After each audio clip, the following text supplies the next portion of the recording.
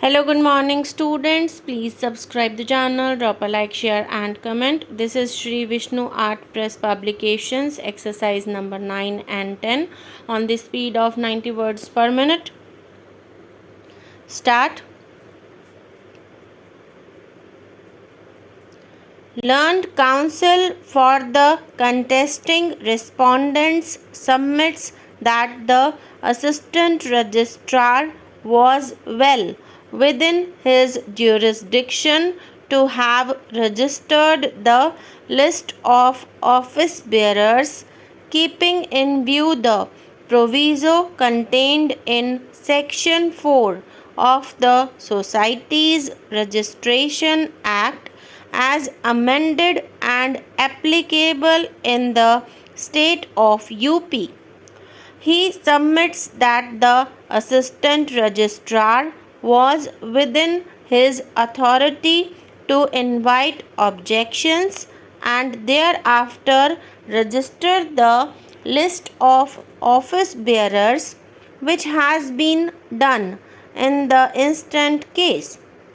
He further submits that the election officer Madan Singh has colluded with the appellants and has not appeared before the assistant registrar, which would not amount to lack of any evidence in support of the elections dated 14/9/2008.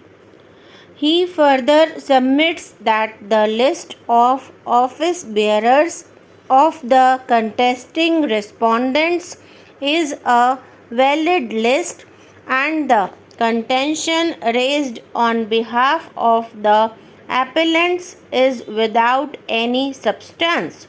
Having heard learned counsel for the parties, the first issue which has to be determined was the validity of the meeting that had been convened for the purpose of holding of the elections dated 14/9/2008. The meeting ought to have been convened by the outgoing committee and it could not have been a decision by persons who are not entitled to proceed with the elections. The order of the assistant registrar does not reflect on this issue, and even otherwise the same would be a matter of consideration by the prescribed authority while proceeding to consider any doubt or dispute with regard to the elections of office bearers. It is also on record that the elections which had been convened in the year 2004 were never held, and there was an ongoing dispute with regard to the alleged induction of 76 new members. It is also on record that the Joint Director of Education had found 328 members entitled to participate in election, which was a piece of evidence to be looked into before finalizing the Electoral College.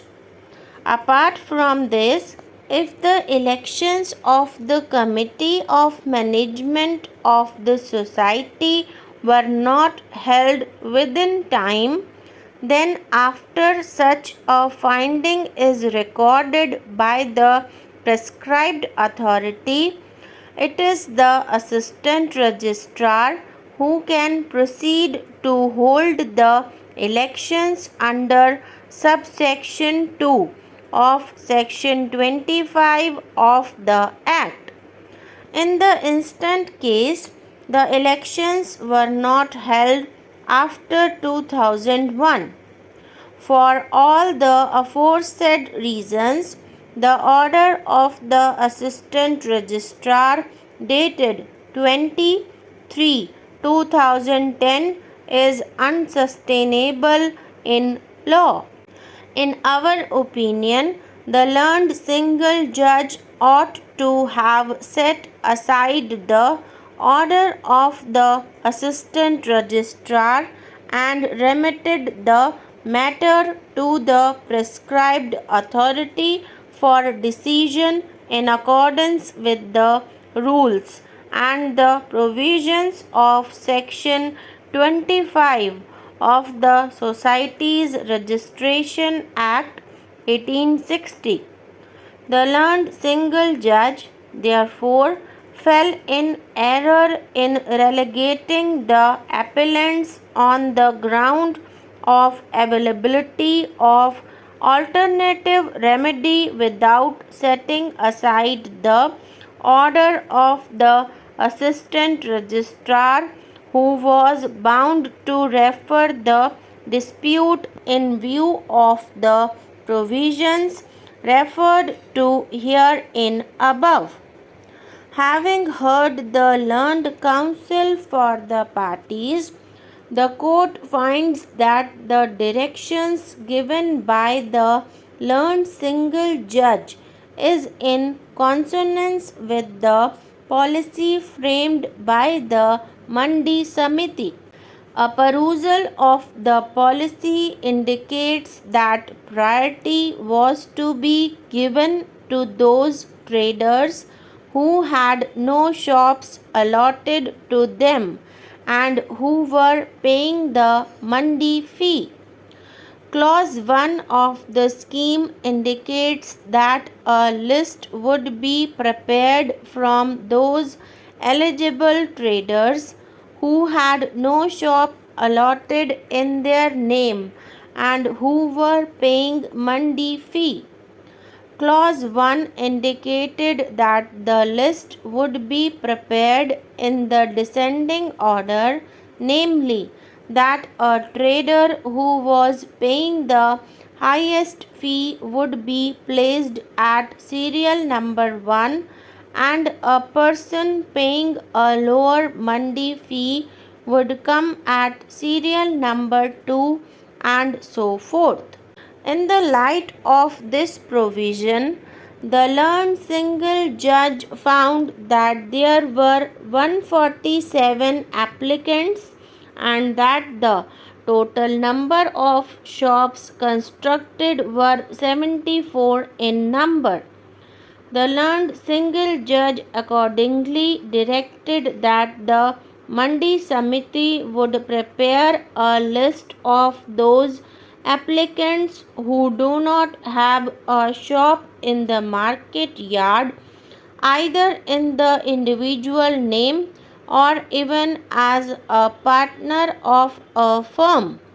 Such direction, in our view, is in consonance with the scheme framed by the Mandi Samiti, namely that the shops would be allotted to those traders who do not have a shop.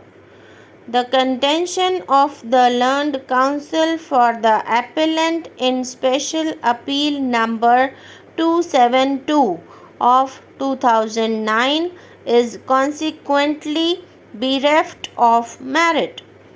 At this stage, the contention of the learned counsel for the appellant that the Mandi Samiti has itself certified that the appellant do not have a shop and have arbitrarily been ousted from the list and therefore a direction should be issued is also bereft of merit.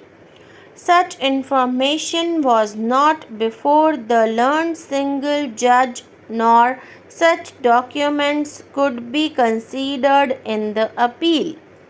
The submission of the learned counsel for the appellant is that there was no error apparent on the face of the record, and consequently the order could not be reviewed by the learned single judge is patently bereft of merit.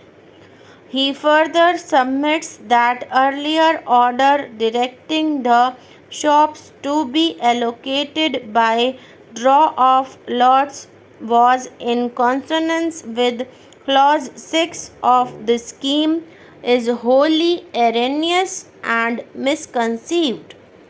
From a combined reading of clauses 1 and 6 of the scheme, it is clear that the list of eligible candidates who do not have a shop in the market yard was to be prepared in the descending order on the basis of the market fee payable by such applicants.